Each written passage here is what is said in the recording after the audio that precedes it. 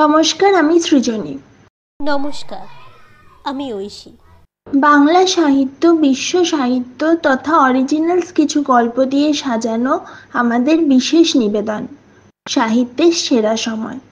আর আজ আপনাদের জন্য অনুভব ও বন্ধুরা অরিজিনালসের অষ্টম নিবেদন, দেবাদ্রিতা বসুর কাহিনী বেড়াজাল। এটি একটি প্রেমের কাহিনী, বিচ্ছেদের পর ফিরে পাওয়ার কাহিনী। এ কাহিনীর প্রেক্ষাপট এখনকার কলকাতা এবং একটি হাসপাতাল। আজকের গল্প পাঠে শ্বেতা সাহা, গল্পের সূত্রধার আমি সৃজনী। আমি ঐশী।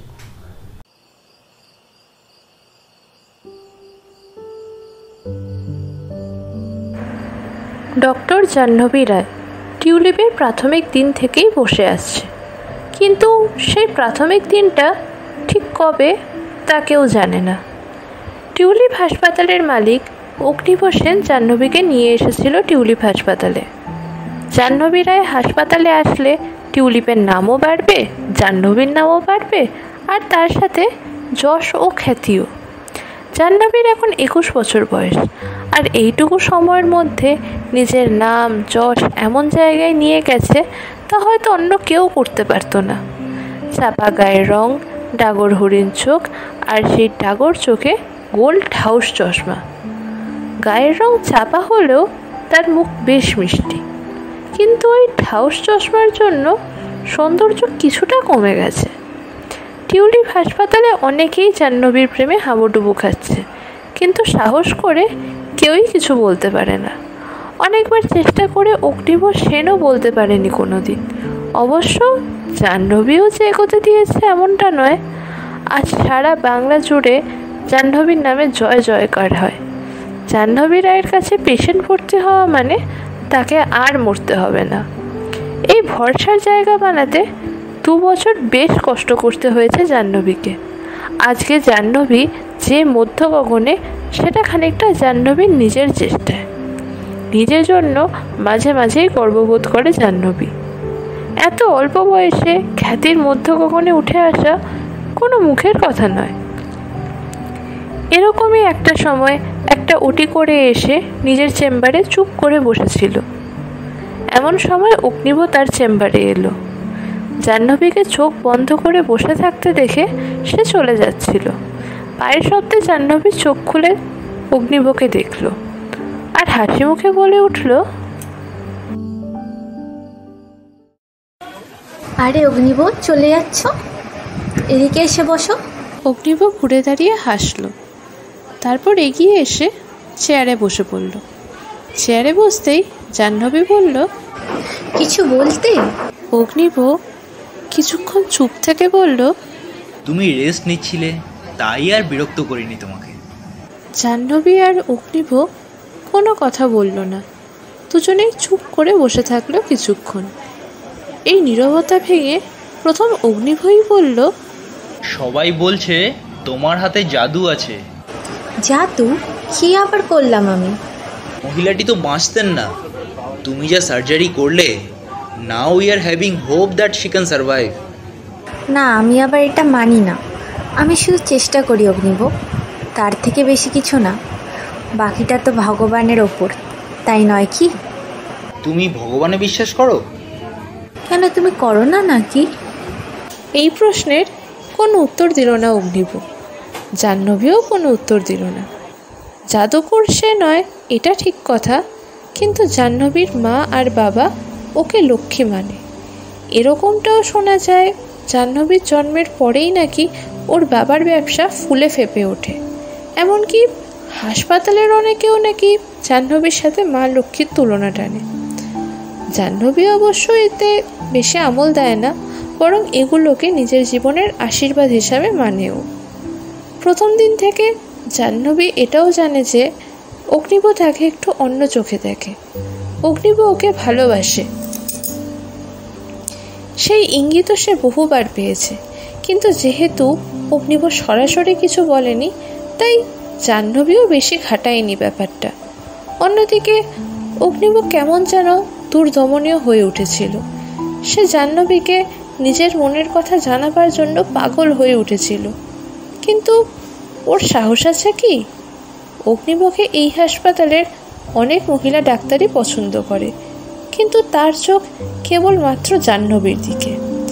এখানে বলে রাখা ভালো, অগ্নিব আর জাহ্নবী একে অন্যকে স্কুল জীবন থেকে চেনে। জাহ্নবী বয়সে ছোট হলেও অগ্নিব ওকে তুমি বলেই সম্বোধন করে। কাজেই অন্যান্য ডাক্তারদের তুলনায় জাহ্নবীর সাথে অগ্নিব সম্পর্কটা বেশ অম্লমধুরই ছিল। যাই হোক, জাহ্নবীর উত্তরে অগ্নিব বলল, আমার কথাটা আলাদা জাহ্নবী। ভূত ভগবান বোধ হয় আমার মানা। সত্যি কথা বলো না, তুমি দাম্পত্য রাজনীতি করো, তাই ভূত ভগবান মানো না। যা ভাবো তাই সই, তবে খুব যে ভুল বলছো তা কিন্তু না। জানি তো, জীবনে যে মন্দিরে পা রাখলো না সে নাকি পেশেন্টের জন্য ভগবানকে ডাকবে। তা ঠিক। কথাটা বলেই হেসে ওঠে অগ্নিব।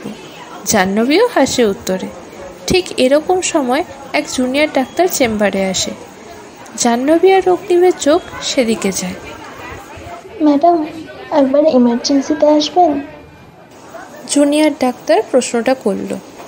কেন, কি হলো? জাহ্নবীর প্রশ্ন উত্তরে জুনিয়র ডাক্তারটি জানালো, একটি বাচ্চা নাকি সেখানে অ্যাডমিট হয়েছে, অবস্থা খুব ক্রিটিক্যাল। জাহ্নবী উঠে দাঁড়িয়ে গলায় স্টেথোস্কোপ দিতেই অগ্নিব মজার সুরে শান্ত গলায় বলল, তাহলে কি অপেক্ষা করব? জাহ্নবী ফিরে তাকিয়ে বলল, তোমার ইচ্ছে, চাইলে অপেক্ষা করতে পারো, আবার রাউন্ডও দিয়ে আসতে পারো। তাহলে রাউন্ডই দিয়ে আসি। যাও, গিয়ে দেখে এসো বাচ্চাটাকে। বেশ, তাই করো। যে বাচ্চাটা এসেছে সে ট্রলিতে শুয়ে ছটফট করছিল। জাহ্নবী এসে সেই বাচ্চাটার থরলি চেক আপ করলো।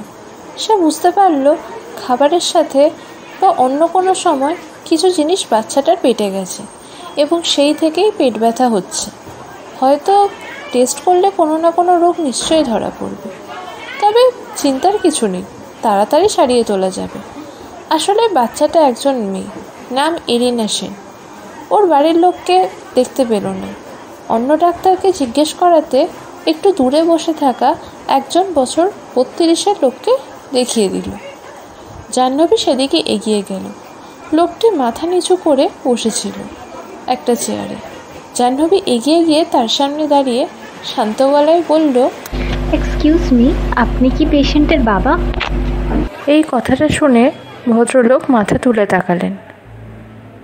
জাহ্নবী চমকে উঠল লোকটাকে দেখে। আদিত্যদা, বলে উঠল জাহ্নবী, ওটা তোমার মেয়ে?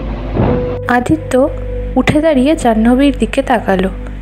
জাহ্নবীর মুখে বিস্মিত ভাব।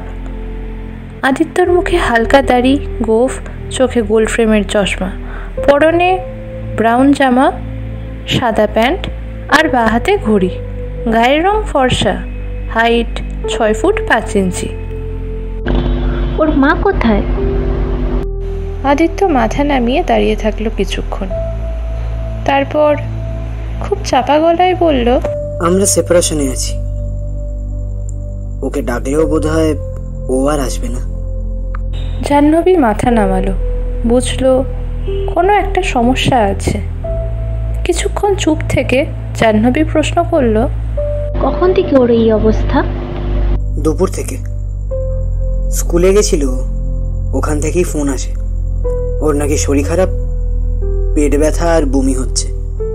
বুঝেছি, তুমি ভেবো না আদিত্যদা, আমার কাছে যখন নিয়ে এসছো শাড়ি ওকে তুলবই। তুই এই হাসপাতালে আছিস সেটা আমি জানতাম, তাই জন্যই নিয়ে এলাম। ভালো করেছো। কিছুক্ষণ চুপ থেকে জাহ্নবী বলল, তুমি রেখো এখানে, তারপর আমি দেখে নিচ্ছি। কতদিন থাকতে হবে সেটা যদি বলিস তাহলে ভালো হয়। মানে টাকা পয়সারও তো একটা ব্যাপার আছে, সেটা বুঝতেই পারছিস। টাকা পয়সা নিয়ে তুমি একদমই ভেবো না, টাকা পয়সার ব্যবস্থা আমি করে দেবো। ওর মাকে আনার ব্যবস্থাটা তুমি করো। আদিত্য চুপ করে থাকলো, কোনো উত্তর দিল না। জাহ্নবী বুঝল যে সমস্যা আছে ওদের জীবনে সেটাই দুজনকে আলাদা করেছে। ঠিক আছে, তুমি আমার চেম্বারে অপেক্ষা করো, আমি কিছুক্ষণের মধ্যে আসছি। এই জয়দেব নামটা ধরে ডেকেই পেছনে ফিরল জাহ্নবী। তারপর বাকি কথা শেষ করলো। মহেশদাকে বলো তো আদিত্যদাকে আমার চেম্বারে নিয়ে যেতে, আর সুকান্তকে বলো আর রিনাকে ক্যাবিনে নিয়ে যেতে। আদিত্য আর জাহ্নবী একই জায়গায় থাকতো একসময়। জাহ্নবীর পরিবার পাড়া ছেড়ে চলে যাবার পর সামনাসামনি যোগাযোগ না থাকলেও ফেসবুক, হোয়াটসঅ্যাপ অ্যাপের মাধ্যমে আদিত্যর সাথে যোগাযোগ ছিল জাহ্নবীর। ওদের বিয়ের খবরও শুনেছিল জাহ্নবী, শুনেছিল বাড়ির লোকের অমতে বিয়ে করে আদিত্য। অমতের কারণ আদিত্যর পছন্দ ছিল এক খ্রিস্টান মেয়েকে, নামটা ঠিক জানে না, কিন্তু ধর্মে যে সে খ্রিস্টান তা জাহ্নবী জানত। যাই হোক, আজ যখন এসেছে তার কাছে তার একমাত্র মেয়েকে নিয়ে, তাকে সারিয়ে তোলা জাহ্নবীর কর্তব্য।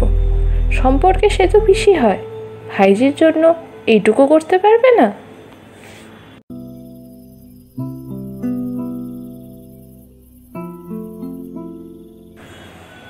আদিত্য সেনের জীবনের কথা যদি ভালো করে জানতে হয়, তবে যে যে ঘটনা বলতে হয় সেগুলো অনেকটা এই রকম।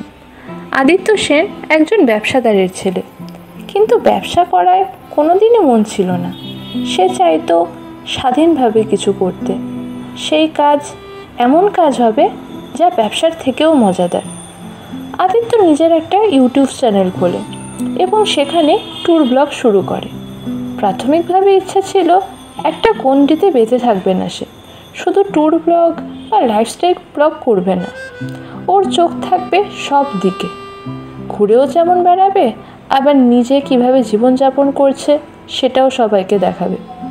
আদিত্য এগিয়ে যাচ্ছিল সাফল্যের সাথে, কত সাবস্ক্রাইবার্স, কত অচেনা মানুষের ভালোবাসা, কিন্তু অবশেষে ভালোবেসে ট্যুর ব্লগারই হয়ে গেছিল আদিত্য। কিন্তু আদিত্য ট্যুর করতো কলকাতার মধ্যে পুরনো কলকাতাকে খোঁজার জন্য। মোদ্দা কথা, সে হেরিটেজ ব্লগার হয়ে উঠেছিল। এরকম একদিন উত্তর কলকাতায় ব্লগ করতে গিয়ে আদিত্যর সাথে আলাপ হয় কঙ্কনা ব্রাউনের। কঙ্কনা উত্তর কলকাতারই মেয়ে। আদিত্যর ব্লগ কঙ্কনা রীতিমতো পাগলের মতন দেখে। হঠাৎ করেই আদিত্যকে ডেকে থামালো। আদিত্য ঘুরে দাঁড়াতেই কঙ্কনা এগিয়ে এলো ওর কাছে। আপনি আদিত্য সেন তো? আমি কঙ্কনা ব্রাউন, এই অঞ্চলেই থাকি। আপনার ব্লগ আমি রোজ দেখি। উত্তর কলকাতা তো আপনি পুরো চষে ফেলেছেন। আর এই উত্তর কলকাতার ছেলে না হয়েও এত রাস্তা খুঁজে বার করেন কিভাবে? ও আমার দিদির কৃতিত্ব। আমার দিদি আমাকে এসব রাস্তা চিনিয়েছে। তার যেসব পর্বগুলো দেখেছি, দেখে কিন্তু মনেই হয়নি যে আপনি গাইড নিয়ে ঘুরে বেড়ান। তাহলে আর ব্লগার কি হলাম বলুন? দিদি আমার সঙ্গে থাকলেও অনেক সময় ক্যামেরার সামনে আসে না, কাজেই। সেদিন আদিত্যর ইচ্ছা ছিল কিছু রাজবাড়ি দেখাবে। সেই ইচ্ছের কথা কঙ্কনাকে বলতেই ও বলেছিল, এদিকে তো রাজবাড়ির অভাব নেই, আপনার আপত্তি না থাকলে আমি আপনাকে সঙ্গ দিতে পারি। সেই দিন থেকেই ওদের আলাপ শুরু। নম্বর আদান প্রদানও হলো। প্রেম কি সেদিন থেকেই শুরু হয় ওদের? তা আদিত্য ঠিক বোঝেনি। কঙ্কনাও কি বুঝেছিল সেদিন? কে জানে। এরপর একদিন কঙ্কনা চাকরি খুঁজতে শুরু করলো। আদিত্যর চেনাশোনা কিছু লোক ছিল, তাদের বলে চাকরি খুঁজে দেবার কথা আদিত্য বলেছিল। ততদিনে আপনি থেকে ওরা তুমিতে নেমে এসেছে। আদিত্য বলেছিল, আমি কয়েকজনকে বলবো তোমার চাকরির জন্য। এমা কেন? আমিও তো পড়াশোনা করছি নাকি? আমার যোগ্যতাই আমি চাকরি পাবো। হাজার বলেও কঙ্কনাকে রাজি করাতে পারেনি আদিত্য। ইতিমধ্যে ওদের দেখা করাও বেড়ে যায়, সময় কাটানোর সময়ও আরও বেড়ে যায়। ধীরে ধীরে ওরা বুঝতে পারে একে অন্যের প্রতি দুর্বল হয়ে পড়ছে। সমাজ মানবে না জেনেও সম্পর্কে যেতে কেউই আপত্তি করেনি একে অন্যের হাত ধরতে। একে অন্যকে কথা দিয়েছিল যে যতই বাধা আসুক তারা নিজেদের সঙ্গ ছাড়বে না। দুর্গাপূজায় এক সন্ধ্যাবেলা, সেটা ছিল অষ্টমী খুব সম্ভবত, আদিত্য আর কঙ্কনা ঠাকুর দেখতে বেরিয়েছিল। ইচ্ছা ছিল রাত জেগে ঠাকুর দেখবে, কিন্তু মাঝ রাস্তায় প্রচণ্ড বৃষ্টি নামে। তারা গিয়ে ভগ্নপ্রায় বাড়িতে আশ্রয় নেয় বৃষ্টির সময়টুকু। কঙ্কনা বেশ বিরক্ত হয়ে বলেছিল, ধর অষ্টমীর বিকেলটাই পুরো নষ্ট করে দিল। এই পুজোর সময় বৃষ্টি ভালো লাগে? ধরতেরই ভাল লাগে না। কিন্তু আদিত্য একটা আকর্ষণ অনুভব করেছিল। সে ধীর পায়ে এগিয়ে এলো কঙ্কনার দিকে। তারপর কঙ্কনাকে নিজের দিকে টেনে নিল। কঙ্কনা এই ব্যবহারের জন্য একেবারেই প্রস্তুত ছিল না। সে কাঁপা গলায় বলে উঠল, আদি না, একদম না। কি করছো এসব এখন? আদিত্য কঙ্কনার ঠোঁটের ওপর হাত রাখলো। তারপর বলল, একদম চুপ, কোনো কথা বলবে না। না আদি, আজ না, মাত্র 3 মাস হয়েছে আমরা সম্পর্কে এসেছি আদি। This is not the right time. আরো কিছুটা সময় চাই আমার। আর কত সময় চাই তোমার? অ্যাট লাস্ট 3-4 মাস আরো।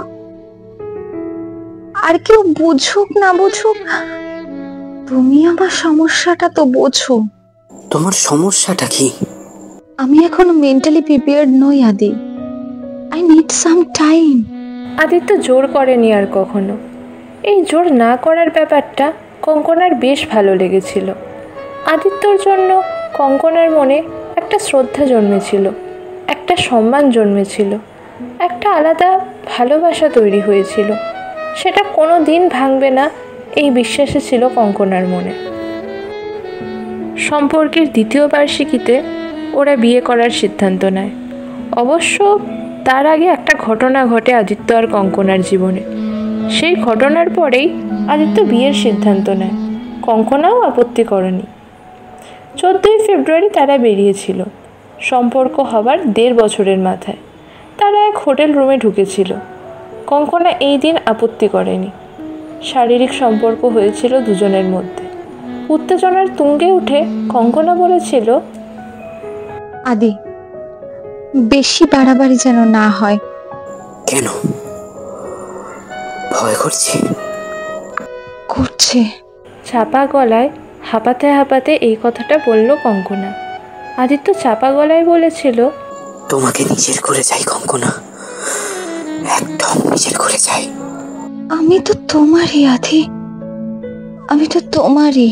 এসো আমার কাছে, এসো, ধরে থেকো না, এসো। দুজনের ঠোঁট মিলে গেল একে অন্যের সঙ্গে। বেশ কিছুক্ষণ পর ওরা বিছানায় শুয়ে পড়ল। একে অন্যের শরীর ধীরে ধীরে চিনে নিতে লাগলো। আদিত্য আর কঙ্কনার শরীর আরো কাছে এলো। তুমি শুধুমাত্র আমার আদি, তুমি শুধুমাত্র আমার। কঙ্কনা চাপা গলায় বলল। আদিত্য কোনো কথা না বলে মুখ গুজে দিল কঙ্কনার ঘাড়ে, কঙ্কনার বুকে। আদি, ডোন্ট লিভ মি। কোনোদিন তুমি আমাকে ছেড়ে যেও না প্লিজ। যাবো না, কখনো যাবো না। কতক্ষণ যে একে অন্যের সাথে মিশেছিল তা কে জানে। একটা সময় দুজনের শারীরিক বিচ্ছেদ হলো। কঙ্কনা আদিত্যর বুকে মাথা রাখল।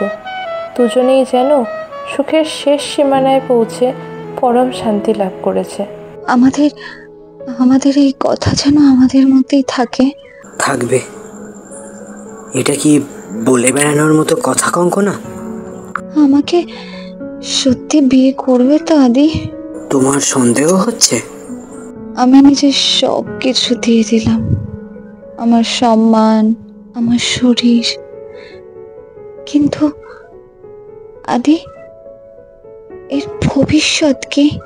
ভবিষ্যৎ আমাদের সন্তান, ভবিষ্যৎ আমাদের বিয়ে। আমি ধর্মে খ্রিস্টান, তোমার পরিবার কি আমাকে মেনে নেবে? আমি তোমাকে চাই কঙ্কনা, তোমার ধর্মকে নয়। আমাদের মধ্যে যা হলো তারপর তোমাকে ছাড়ে কি করে বলো তো? এরপর আরও অনেকবারই দুজনের শারীরিক মিলন হয়েছে। তার ফলে একদিন ওদের জীবনে নেমে আসে দুর্যোগ। কঙ্কনা অন্তঃসত্ত্বা হয়। তার বাড়ির লোক বলতেছিল তার অন্ধ মা। তাকে কিচ্ছু বলতে পারে না কঙ্কনা। আদিত্যকে ফোন করে সে। খবর শুনে আদিত্য চলে আসে কঙ্কনার বাড়ি। কঙ্কনা ভেঙে পড়ে কান্নায়। সমাজ কী বলবে? পরিবার কি বলবে। সমাজ আমি মানি না কঙ্কনা, সাহসের সাথে বলে আদিত্য। আর পরিবারের কথাই যদি বলো, হ্যাঁ আমি সাহসের সঙ্গে বলতে পারবো তোমার সন্তানের বাবা হলাম আমি। কিন্তু কঙ্কনার মাথায় তখন অন্য চিন্তা। সে বলে, আমাদের ধর্ম আলাদা আদি, আমাদের বিয়ে এই সমাজ মানবে বা কেন? সমাজ যে আমি মানি না সেটা তো আগেই বললাম, আর ধর্মের কথা তো আগেই হয়ে গেছে, সেটা নিয়ে আবার কেন ভাবছো? আদিত্যর পরিবার এই বিয়ে মেনে নেয়নি। কঙ্কনার সাথে আদিত্যর দুবার বিয়ে হয়, একবার হিন্দু মতে আর অন্যবার খ্রিস্টান মতে। বিয়ের পর ভালোই কাটছিল, ওদের মেয়ে হলো।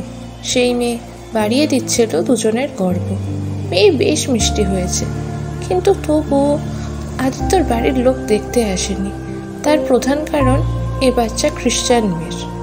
এত নিষ্ঠুর যে কেউ হতে পারে তা কঙ্কনা এর আগে একবারও বোঝেনি।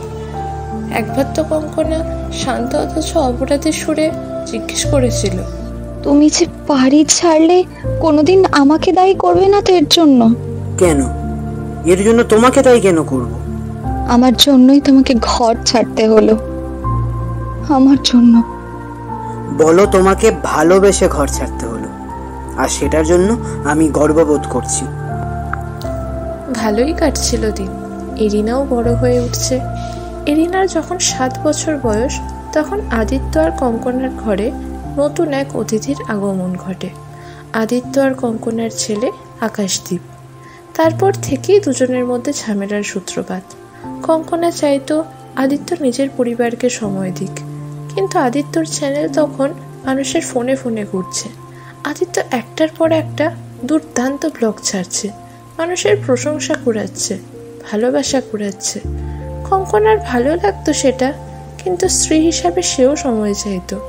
আদিত্যর ইচ্ছা থাকলেও ঠিকভাবে দিতে পারতো না, অসহায় লাগতো, কিন্তু বলতে পারতো না কিছুই। সময় দেওয়া আর সময় পাওয়া, এই আশায় একদিন বিচ্ছেদের সিদ্ধান্ত নেয় কঙ্কনা। আদিত্য সেদিন কিচ্ছু বলতে পারেনি। যাওয়ার আগে কঙ্কনা বলেছিল, ভালো থেকো আদি, নিজের খেয়াল রেখো, অনেক উন্নতি করো, আর আমার মেয়েটার একটু খেয়াল রেখো।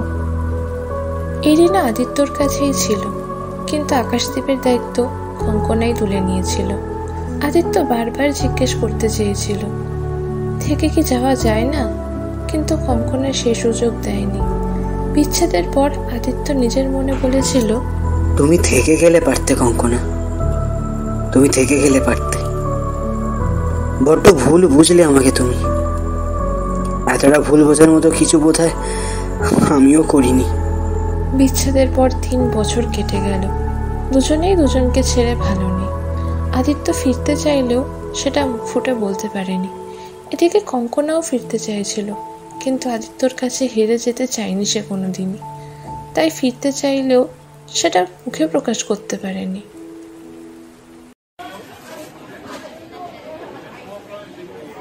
টিউলিপ হাসপাতাল।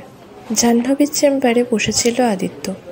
তার মাথা নিচু করে নামানো আছে, তাই জাহ্নবী যখন ঘরে ঢুকলো আদিত্য দেখতে পেল না তাকে।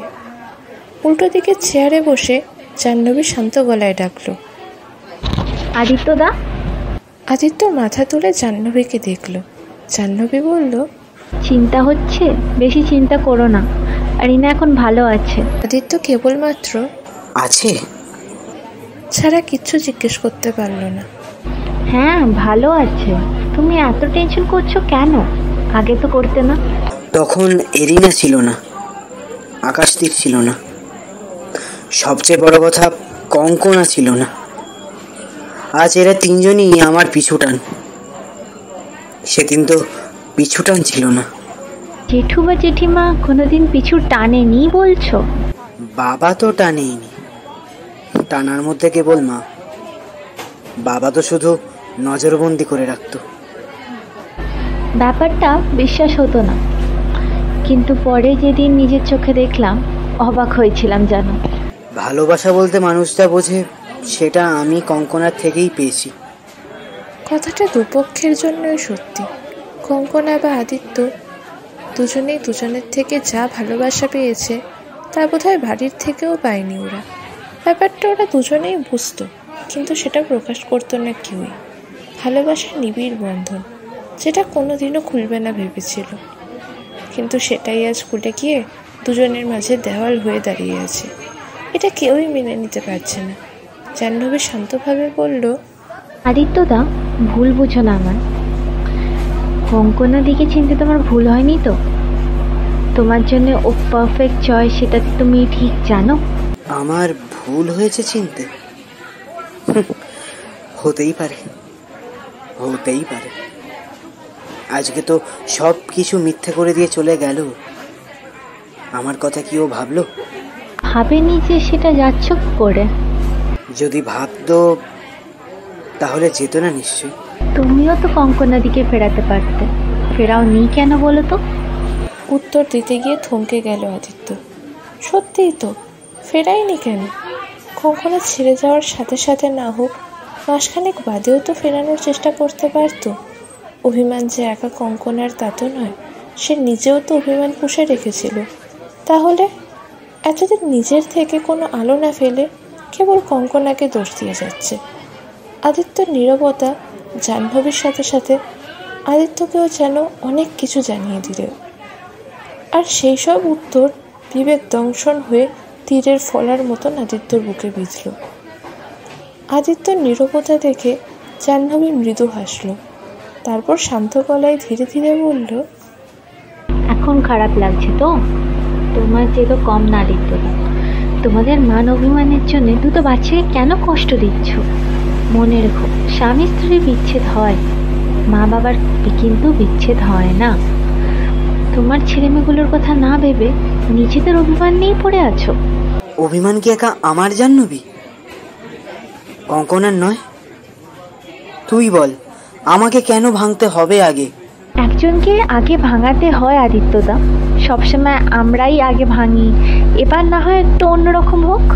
পুরুষ শাসিত ভারতবর্ষে যদি একটা নয়া ইতিহাস গড়া যায় তাহলে ক্ষতি কি? আদিত্য কোনো উত্তর দিল না কথায়। জাহ্নবী নীরবতার মানে বুঝল। সে আবার বলল, আদিত্যদা, কঙ্কনা দিকে কিন্তু লাগবেই। মা হিসেবে ওর থাকাটা দরকার। টিউলিপের পক্ষ থেকে না হয় আমি কলটা করলাম, আমাকে কঙ্কনাদির নাম্বারটা দাও। কঙ্কনার নাম্বার নিজের ফোনে সেভ করে অগ্নিভকে ফোন করলো জাহ্নবী। একবার চেম্বারে এসো তো। অগ্নিভ 10 মিনিটের মধ্যে চলে এলো। চেম্বারে ঢুকেই বলল, কি ব্যাপার? একটা কাগজে কঙ্কনার নাম্বার লিখে দিয়ে অগ্নিভর দিকে বাড়িয়ে দিল জাহ্নবী। তারপর বলল, আরিনার ডিটেলসে আদিত্যদার পাশাপাশি কঙ্কনাদির নামটাও লিখে দাও। আর on behalf of Tulip hospital phone করে আসতে বলো। আরিনার অসুস্থতার কথাটা জানানো দরকার বলে। আর কিছু? আপাতত না, আরিনা বেড পেয়েছে। হ্যাঁ হ্যাঁ, ক্যাবিন পেয়েছে। আপাতত কঙ্কনা দিকে পাঠাও, তারপর আমি দেখে নিচ্ছি বাকিটা।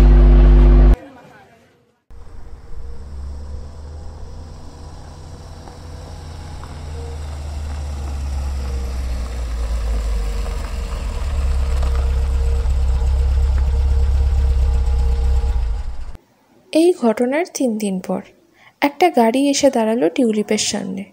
গাড়ি থেকে কঙ্কনা নেমে এলো। পরনে হালকা গোলাপি রঙের সালোয়ার কামিজ। এই কামিজটা আদিত্যই উপহার দিয়েছিল বছরখানেক আগে। টিউলিপ থেকে এরিনার খবর শুনে হাজার তাড়াহুড়োর মধ্যেও এই সালোয়ারটাই পরতে ইচ্ছে হলো ওর। এরিনার কেবিনে কঙ্কনাকে নিয়ে গেল অগ্নিভ। কেবিনের বেডে এরিনাকে শুয়ে থাকতে দেখে প্রায় কান্নায় ভেঙে পড়ল কঙ্কনা। জাহ্নবী কেবিনেই ছিল। অগ্নিভর ইশারা দেখে এগিয়ে গেল কঙ্কনার দিকে। জাহ্নবী কঙ্কনার বাঁ কাঁধে ওর ডান হাত ছোঁয়ালো, তারপর শান্ত গলায় ডাকলো, কঙ্কনা দি।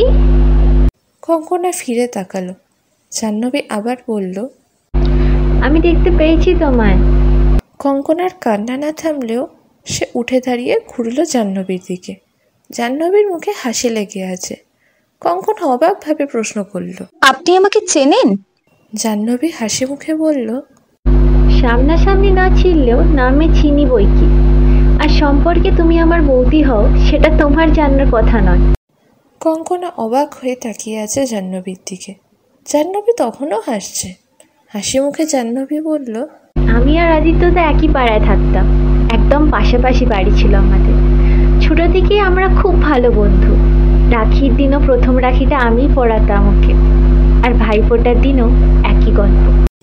কঙ্কনা কিছুক্ষণ চুপ থেকে এগিয়ে গেল জাহ্নবীর দিকে। ওর দৃষ্টি স্থির নিবদ্ধ আছে কঙ্কনার দিকে। তুমি আদিকে চেনো? আর আমার মেয়ে? জাহ্নবী হাসি মুখে বলল, আরিনা ভালো আছে, ভাবার কিচ্ছু নেই। তুমি চলো আমার সাথে, একটু কথা আছে। কঙ্কনা ইরিনার দিকে তাকালো, তারপর বলল, চলো। কিন্তু ভেবো না, শি উইল বি সেফ। চল একটু প্লিজ। অগ্নিভোগে ইশারা করে কঙ্কনাকে নিয়ে নিজের চেম্বারে এলো জাহ্নবী। কঙ্কনা আর জাহ্নবী মুখোমুখি বসল। বসার পর শান্ত গলায় জাহ্নবী বলল, কঙ্কনাদি, আরিনার স্বার্থে এবং আদিত্যদার ওপর বোন হিসেবে জোর থাকার জন্যে তোমাদের গল্প আমি শুনলাম। আমার একটা কথা শুনবে? কঙ্কনা চুপ করে থাকলো, কোনো কথা বলল না। জাহ্নবী বলল, তোমরা কি এবার এক হতে পারো না? বোধহয় আর সম্ভব না। আমি ফিরতে চাইলেই আদিত্য কি ফিরতে চায়? তোমার বিশ্বাস আদিত্যদা ফিরতে চায় না? যদি ফিরতে চাইতো তাহলে এতদিন যোগাযোগ কেন করলো না? তুমিও কি ফিরতে চেয়েছিলে কঙ্কনাদি, বা কিছু করার উপায় রেখেছিলে? বুকে হাত রেখে বলো তো। আমি তো এইটুকুর বেশি আর কিচ্ছু বলতে পারল না কঙ্কনা। জাহ্নবীও হাসলো কঙ্কনার এই অবস্থা দেখে। কঙ্কনা বুঝলো নিজের অভিমানের ভাড়ালের আড়ালে এতটাই সে মগ্ন ছিল যে আদিত্যর অভিমানের কোনো খবরই রাখেনি।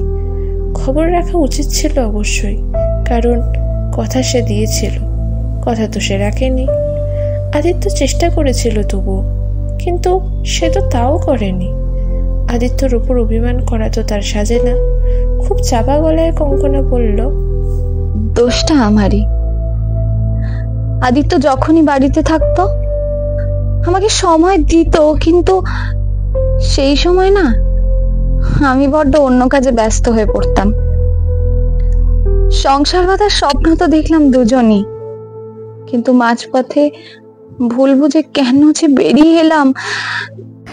কেন গেছিলে বলো তো? কাজের জগৎ থেকে সরিয়ে আনতে চেয়েছিলাম, ভুলে গেছিলাম আদিত্য সব পপুলারিটি ওই ব্লগিং এর জন্যই।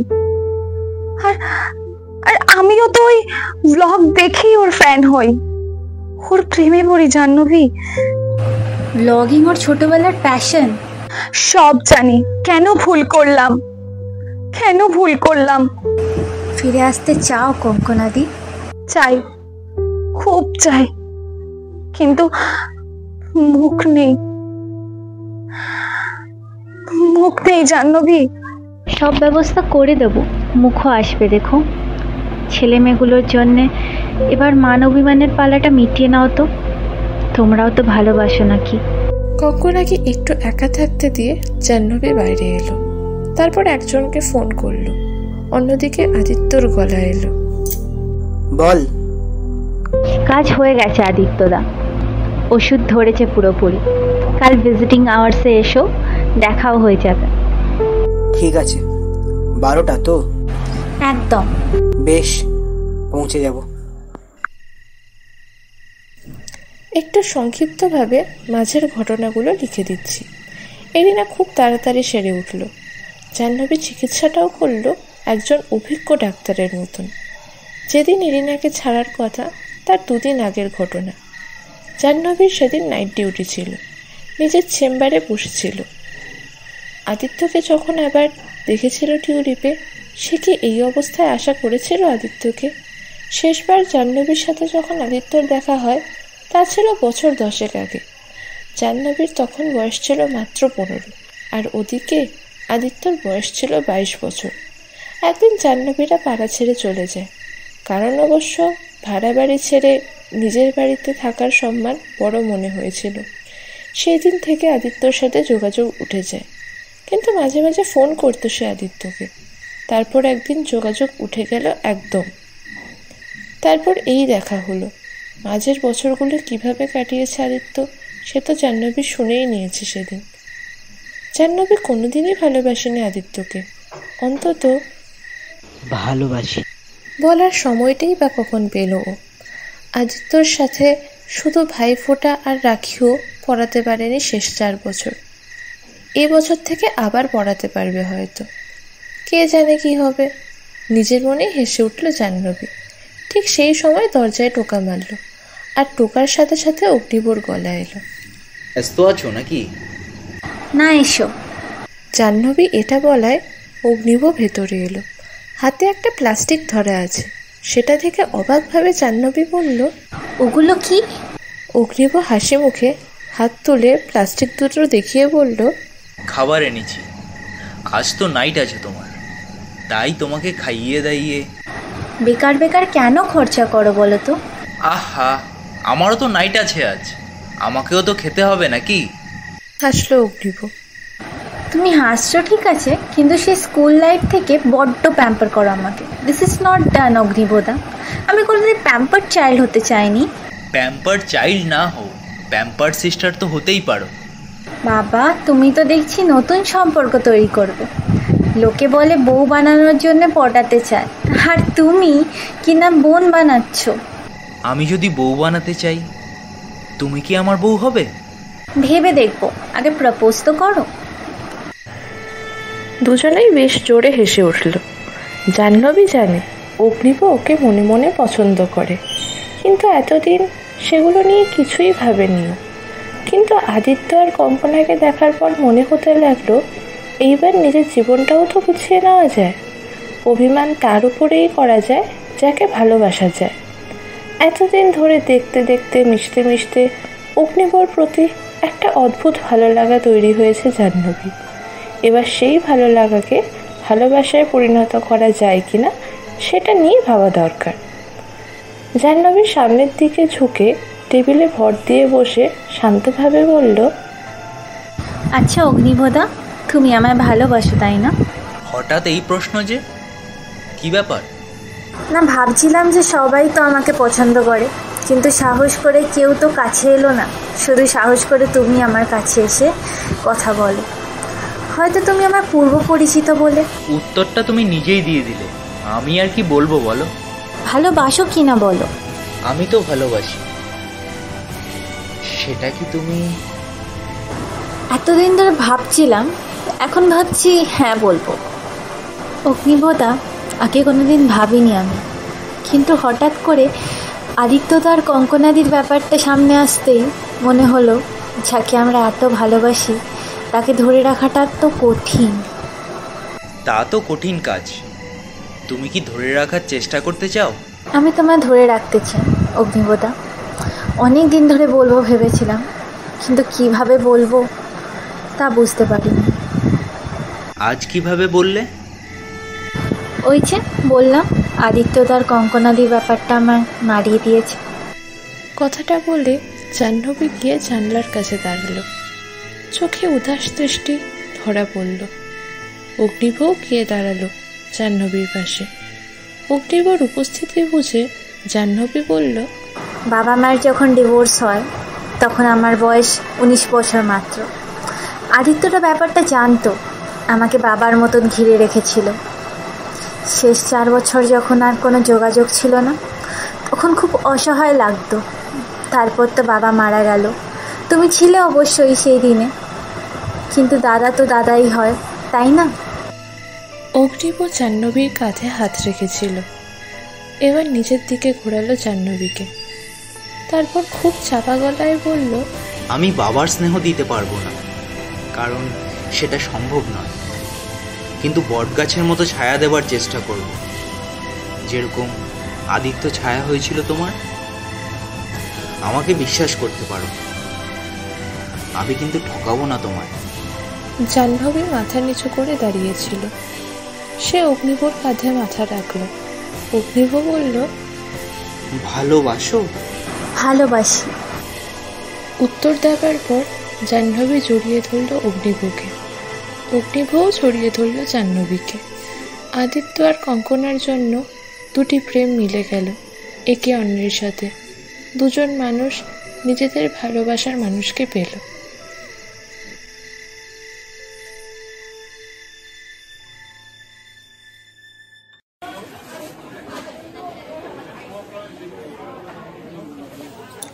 ইরিনাকে ছাড়া হবে আজ। আদিত্য আর কঙ্কনা দুজনেই টিউলিপে এলো। জাহ্নবী নিজের চেম্বারে ডেকে পাঠালো দুজনকে। আদিত্য আর কঙ্কনা এলো, বসলো জাহ্নবীর ঠিক উল্টো দিকে। দুজনকে একসাথে দেখে জাহ্নবীর বেশ ভালোই লাগছিল। হালকা একটা হাসির রেখা দেখা দিল। তোমাদেরকে একসঙ্গে দেখে যে কি ভালো লাগছে সেটা বলে বোঝাতে পারবো না। জাহ্নবী হাসি মুখে বলল, আদিত্যতা আর তোমার সব অভিমানের পালা আজ আমার চেম্বারেই সাঙ্গ হোক। কারণ মা বাবাকে না দেখতে পেলে বাচ্চার মনের অবস্থা যে কি হয় সেটা আমিই জানি। আদিত্য জাহ্নবীর হাতটা আলতো করে ধরল। জাহ্নবী শান্তভাবে বলল, ঠিক আছে আদিত্যদা, আমি ঠিক আছি। শুধু একটাই অভিমান তোমার ওপর। দাদা হিসেবে যে বোনের ছায়া হয়েছিলেন, হঠাৎ সেই ছায়া সরিয়ে নিলে কেন? এই বোনের ওপর কি কোনো ভরসা ছিল না? আদিত্য কিছুক্ষণ সময় নিল, তারপর খুব চাপা গলায় বলল, ভরসা ছিল বলেই বোধহয় ছুটে আসতে পারলাম তোর কাছে। বোন বা দিদি তো মায়ের সমান হয় না। জাহ্নবী মাথা নিচু করল, তারপর কাঁপা গলায় বলল, সব দাদা না হোক, কিন্তু কিছু দাদা তো আছে যারা কোনো দিন বাবার অভাব বুঝতে দেয় না। জাহ্নবী এবার কঙ্কনার দিকে তাকালো, তারপর বলল, জানো কঙ্কনাদি, একদিন আদিত্যদা বলেছিল, যাই হয়ে যাক আমার ডাক্তারি পড়াটা যেন না ছাড়ি। আমার পড়ার খরচা সব দাদা। নিজের রক্তের সম্পর্কের বোন না হয়েও আমাকে নিয়ে এত ভেবেছিল। আর তোমরা তো ওর আপনজন, তোমাদের নিয়ে কি ভাববে না দাদা? কঙ্কনা কান্না ভেজা গলায় বলল, আমার ভুল আমি বুঝতে পেরেছি জাহ্নবী। কোন মুখে ফিরে যাব আমি? কোন মুখে ফিরে যাব আমি আদির কাছে? একটু বলো কোন মুখে? হাসলো কথাটা শুনে, কিন্তু কোনো কথা বলল না। কঙ্কনার মনের দ্বিধা সে বুঝেছিল। দুদিন আগে এই দ্বিধাটা ওর মনেও তো ছিল। আর একটা মেয়ে হয়ে আরেকটা মেয়ের মন বুঝবে না? তোমার মনের অবস্থা আমি বুঝতে পারছি কঙ্কনাদি। নিজেদের মধ্যে একটু সময় কাটাও, আশা করছি সব ঠিক হয়ে যাবে। কথাটা বলে উঠে দাঁড়িয়ে দরজার দিকে এগোলো জাহ্নবী। আদিত্য পিছু ডাকলো ওকে। ফিরে তাকালো জাহ্নবী। আদিত্য বলল, তুই শুধু এরিনা কেন, আমাকেও বাঁচালি জাহ্নবী। তুমি একদিন আমার ছায়া হয়েছিল আদিত্যদা। সেদিন তুমি না থাকলে খড়কুটোর মতোই ভেসে যেতাম। তুই আমাকে রাখি পড়াতিস, বোনের পাশে দাঁড়াবো না? কথাটা আমার থেকেও প্রিয়। দাদার পাশে দাঁড়াবো না আমি? তাছাড়া তুমি হয়তো জানো না, নতুন করে আমার জীবনে আশার আলো জ্বালিয়েছো তুমি। আশার আলো? আদিত্য বেশ অবাক হলো। তুমি বোধহয় জানো না, অগ্নিবোধা আমায় ভালোবাসতো। পরশু দিনই রাতে আমি ওকে। ও এই ব্যাপার। ম্যাডাম তাহলে ডুবে ডুবে জল খাওয়া শিখে গেছে। আদিত্য এগিয়ে গেল হাসি মুখে, তারপর থুতনিটা ধরল জাহ্নবীর। এই খবরটা জানতাম না তো। জানবে কি করে? কোনোদিন কথা হয়েছে নাকি? কেন হয়নি? লজ্জা পেয়েছিলিস? ধুর, তুমি কঙ্কনাদির সাথে কথা বলো তো, আমি চললাম। কথাটা বলেই ছুটে বেরিয়ে গেল জাহ্নবী। আর বাইরে এসেই অগ্নিবর সাথে ধাক্কা খেল সজোরে। আরে কি হলো? অগ্নিব চেম্বারের ভেতরে কি হয়েছে তা জানতো না। জাহ্নবী লজ্জা ভরা গলায় শুধুমাত্র বলল, জানি না।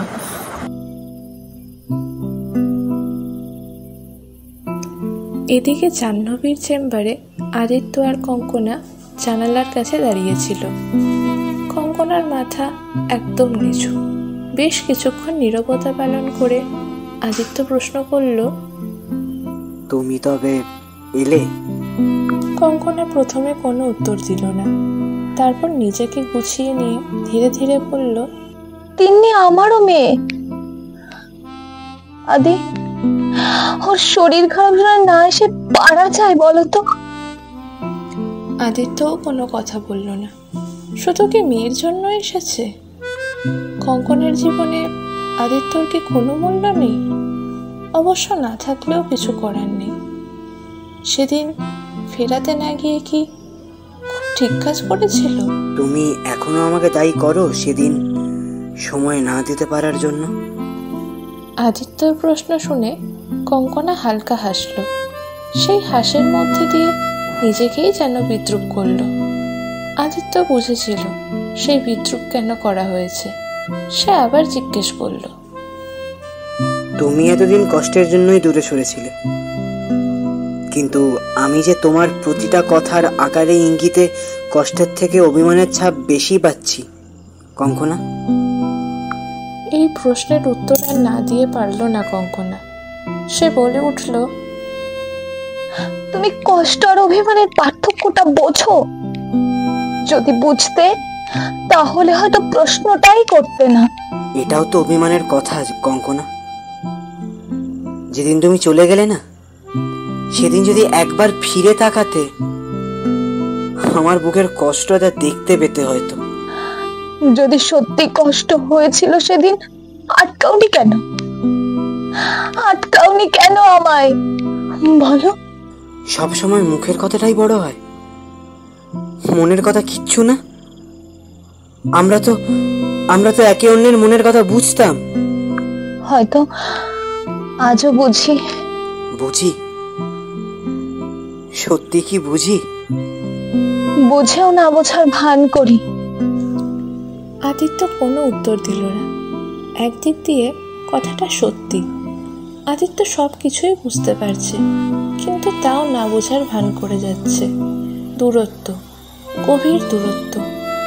ও দূরত্ব না কমার সম্ভাবনা প্রবল যদি অভিমান ভেঙে বেরিয়ে না আসে। আমি বোধহয় ভুল ছিলাম জানো, বলল কঙ্কনা। আজ বারবার মনে হচ্ছে সেদিন তোমার মনে জোর বাড়ালে আজ আরো উপরে উঠতে তুমি। তোমাকে ছেড়ে এলেও তোমার চ্যানেল আমি রোজ দেখতাম। আদিত্য বুঝতে পারছিল ওদের শরীর আলাদা হলেও মানসিক টান ঠিক একই রকম রয়ে গেছে। ভালোবাসা, ভালো লাগা কিছুই বদলায়নি। তাহলে তুমি আজও আমাকে ভালোবাসো কঙ্কনা? আদিত্যর করা এই প্রশ্নে কঙ্কনা ঘুরে দাঁড়িয়ে মাথা নিচু করল। এক ঝলক দেখে আদিত্য বুঝেছিল কঙ্কনা কাঁদছে। তুমি কাঁদছো? উত্তরে কঙ্কনা কেঁদে উঠে বলল, সেদিন যদি মনের কথা বুঝে আনতে তাহলে কাউকেই হয়তো আজ কষ্ট পেতে হতো না। তিনি বাবান দুজনেই তো আমাদের সন্তান আদি, তাহলে আমাদের দোষে ওরা কেন কষ্ট পাবে? কষ্ট তো আমরাও পেয়েছি কঙ্কনা। তুমি পাওনি? আমি তো পেয়েছি। আমিও পেয়েছি আদি, আমিও পেয়েছি। একটা ছেলে মানুষের জন্য এতটা কষ্ট দেবে আমায় বলো? তুমি তো ফিরে আসতে চাওনি আমার কাছে। তুমিও তো ডেকে পাঠাওনি।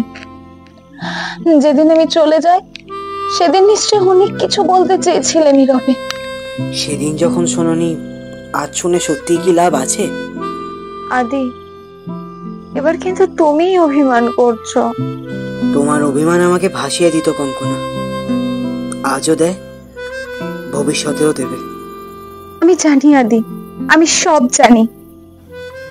আদিত্যর গাল দুটো শক্ত করে ধরল কঙ্কনা। দুজনেরই চোখের জল বাদ বাঁধতে চায় না। আজ এতদিন পর দুজনেই দুজনকে পেয়ে আত্মহারা, দুজনেই বাঁধন ছাড়া। চলো আগের মতো আবার মিশে যাই আবার আমরা একে অন্যদের মিলে যাই। এই স্বপ্নই এতদিন ধরে দেখছিলাম আদি। আমি তোমার, তুমি আমার। আমি যে তোমায় ভালোবাসি, খুব ভালোবাসি। দুজনে দুজনকে জড়িয়ে ধরল। এই বাঁধন আর কাটবার নয়, চিরকালের বন্ধনে বাধা পড়ল আদিত্য আর কঙ্কনা।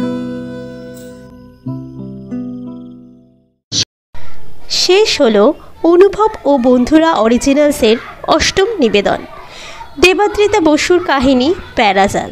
যদি নিবেদনটি ভালো লেগে থাকে তাহলে আমাদের সঙ্গে থাকবেন এবং আমাদের উৎসাহ দেবেন। গল্প পাঠে শ্বেতা সাহা, আদিত্য চরিত্রে অনুভব মুখার্জি, কঙ্কনার ভূমিকায় বৃষ্টি দে, অগ্নিভোর ভূমিকায় অরিন্দম ভৌমিক, জাহ্নবীর চরিত্রে দেবাদ্রিতা বসু, গল্পের সূত্রধার আমি ঐশী ভট্টাচার্য, আমি সৃজনী। কাহিনীর সূত্র রচনা করেছেন দিতিপ্রিয়া রায়, সহযোগিতায় শঙ্খমিত্রা তালুকদার, প্রচ্ছদ করেছেন সোলাঙ্কি রায়। আগামী সোমবার আরও ভালো একটি গল্প নিয়ে ফিরে আসছে সাহিত্যের সেরা সময়। আমাদের সঙ্গে থাকুন। নমস্কার।